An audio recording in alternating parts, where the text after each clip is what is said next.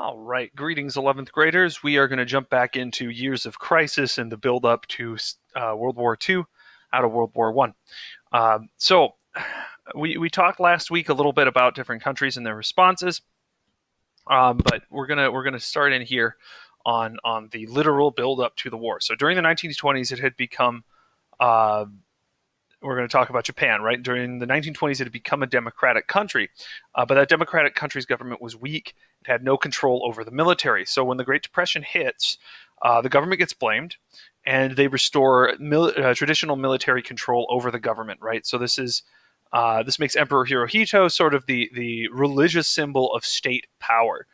And so the emperor, while he's technically supposed to be in charge, is really more of a figurehead, right? Now they want to solve their economic problems with foreign expansion, so they seize northeastern China and they set up a puppet government there. And this is the first direct challenge to the new League of Nations that has been set up after World War One. The League, of course, protested. Japan withdraws from the League and conquers more of China. So the League says you can't do this. Japan says watch us, and they do anyway. And the League's failure is now going to encourage more fascist invasions from other countries as well. So, Italy. Italy invades Ethiopia to avenge a past failed attack and is successful. The League condemns this attack, but again, it does nothing to stop it and risk a war with Italy. And later, of course, Italy is going to go on and seize Albania. So that's two countries now who have seen that the League of Nations is unwilling to do anything to stop them. Now let's talk about Germany.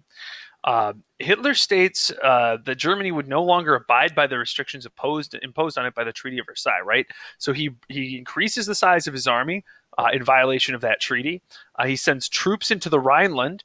And if you look at the map on the left of the screen here, you can see the Rhineland. It's a chunk of Germany that Germany is not allowed to operate anymore, right?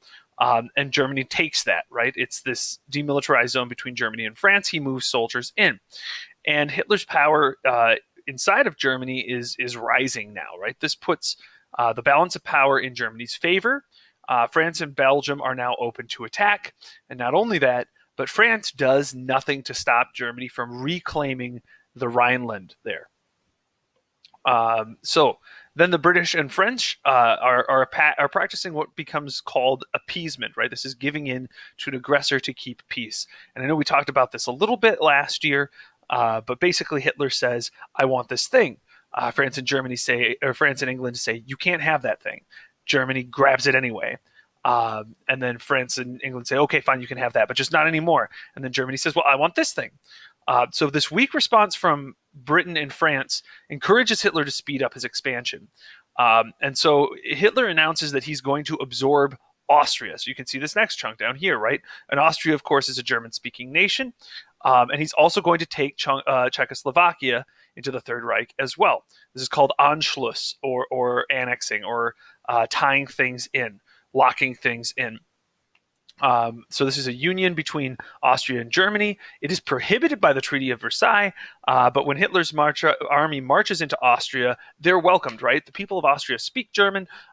Hitler has saved the economy of Germany, and they are excited to have him there.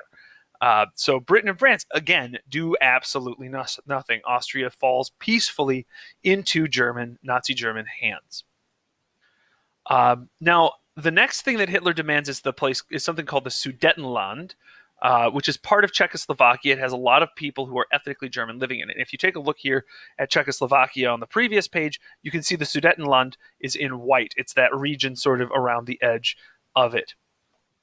The Czechs, of course, the Czech government says, no, you can't.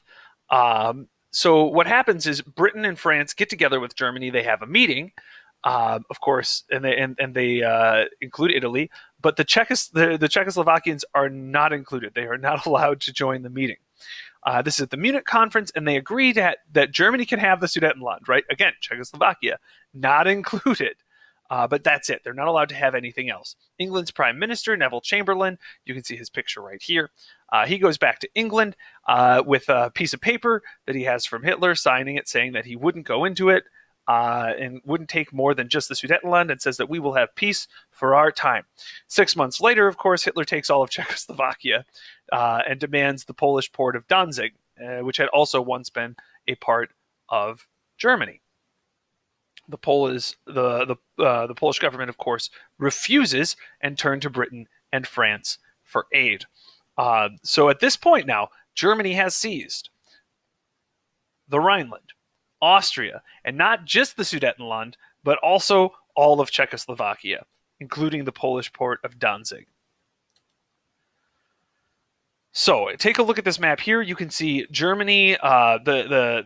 Today's Germany's eastern border is that blue line, but Germany in 1933.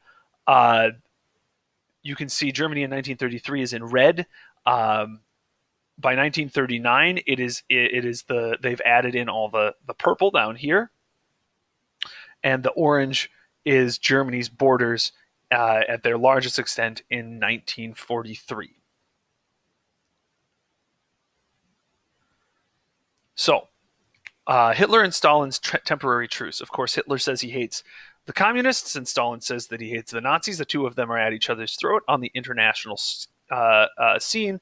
But at the end of the day, they run their governments very, very similarly. Both of them are in absolute control. They have secret police.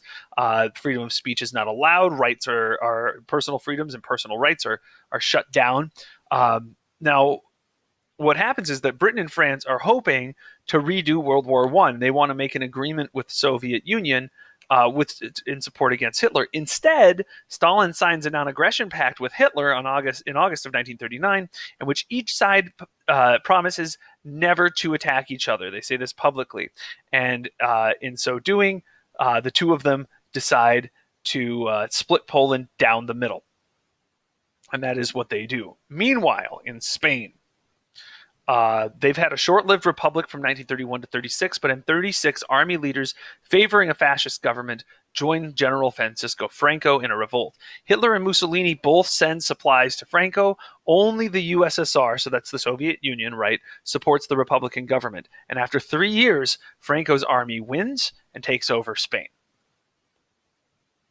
And then let's cut over to the USA. Most Americans are supporting a policy of isolationism. This is the belief that political ties to other countries should be avoided, right?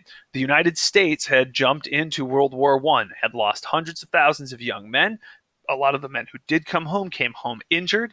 And not only that, but then following that war, the United States gets sucked into the worst depression, the worst economic depression in its history. So by the mid-1930s, right, the United States is not interested in any sort of foreign war. Congress has passed 3 neutrality acts which ban a number of different things: loans and the sale of arms to countries who are at war. And the reason for that is because that's what pulled the country into World War I to begin with, right? It's those loans to France, those loans to England. So now if a country is at war, the United States Congress has said you cannot put loans to those countries, right? You're not allowed to sell arms to other nations at war. And that brings us to these 2 Dr. Seuss cartoons, and something that you probably did not know. Dr. Seuss was a political cartoonist leading up to and into World War II. And these are just 2 of many cartoons. You feel encouraged to take a look at those, right? But you can see on the left, this bird who's supposed to represent, I think, the American eagle, ho-hum. When he's finished pecking down that last tree, he'll be quite tired. You can see the little woodpecker, of course, has a swastika on him and a little Hitler hairdo, and he's in the process of pecking down England. And if you look around him, you can see Holland, France, Poland, Norway, Denmark, Greece, Yugoslavia, all of these other countries that have been knocked down. Of course, this tree here being the United States. So Dr. Seuss there is saying, if we don't do something about this, right, we're going to be next. And then this next one here, and then the wolf chewed up the children and spit out their bones, but those were foreign children, and it didn't really matter. Of course, you can see the America First movement, which is another name for another name for that isolationist movement, basically saying, and the book, of course, is Adolf the Wolf, basically saying that, Adolf Hitler is chewing up the world and, killing people And the America First movement does not seem to care. Of course, these two children with their startled faces are to represent, how a normal person should feel about it and how we should be very worried and that we should get involved and stop him. That concludes our week 5 lecture. Good luck on the quiz and do your best. Talk to you soon.